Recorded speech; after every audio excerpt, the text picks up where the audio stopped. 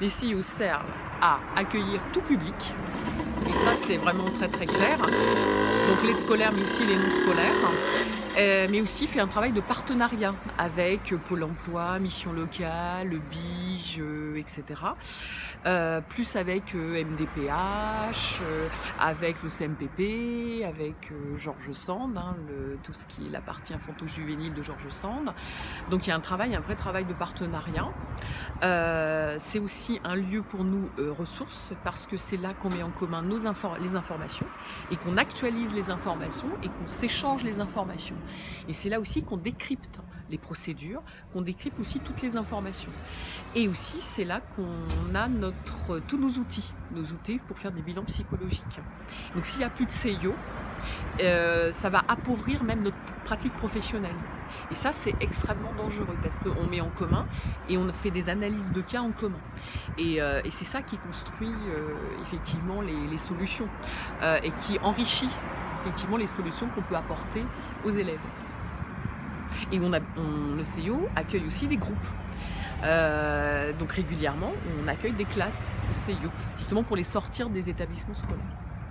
La raison, c'est que la loi pour la liberté de choisir son avenir professionnel prévoit la régionalisation des DRONISEP, c'est-à-dire les directions régionales de l'ONISEP, c'est-à-dire l'organisme qui fait les brochures et qui sont distribuées gratuitement aux élèves.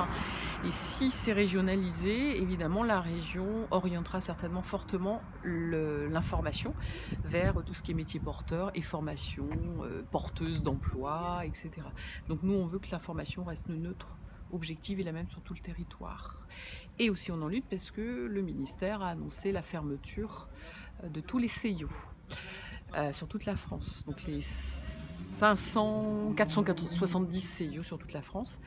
Alors il est revenu sur une chose, c'est-à-dire en disant qu'il y en aurait un au minimum par département.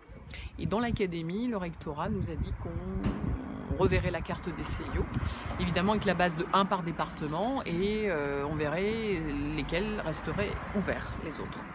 Voilà. Donc s'il n'y a plus de CIO, il y a toute une partie des jeunes qu'on ne verra plus, c'est-à-dire les décrocheurs, les jeunes qui arrivent de l'étranger, les sans solution, les élèves même du privé qui viennent, les jeunes adultes, les étudiants, etc. Et tous ceux qui n'arrivent plus à franchir la porte d'un établissement scolaire.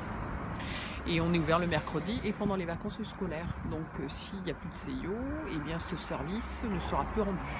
Il y a celui de Vierzon qui est dans un lycée, donc peut-être qu'il restera, mais on a de fortes inquiétudes pour celui de Saint-Amand, qui est quand même en plus une zone très, très rurale.